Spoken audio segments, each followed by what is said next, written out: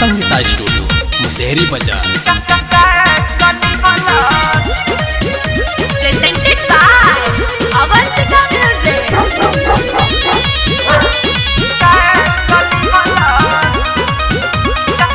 Music by Shams Jamil.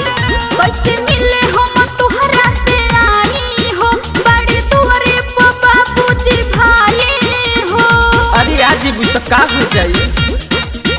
कैसे मिले हम तुहरा से आई हो, बड़े तुहरे बाबूजी भाई हो। कहनी आवे के माई तो डांट दिहला।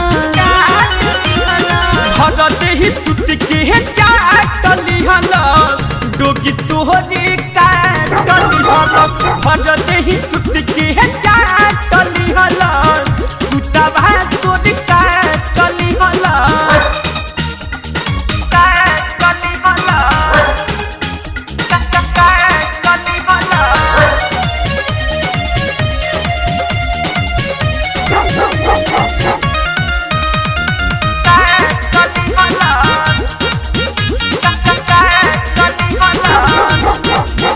कइले होखबा जरूर छेड़खानी, तबे कैलस ऐसन नादानी।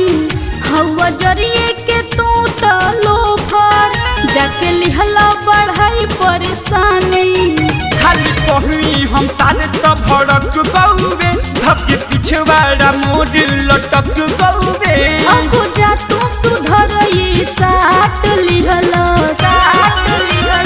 भर देही सुत के चाटली हला डोगिया तोर काटली हला।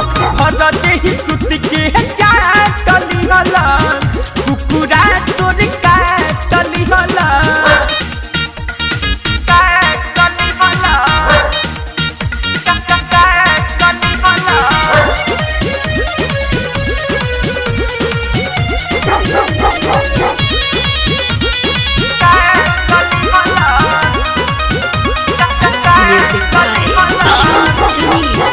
अब भोग अपन करदानी, सपोर्ट ऋतु वही के करतानी।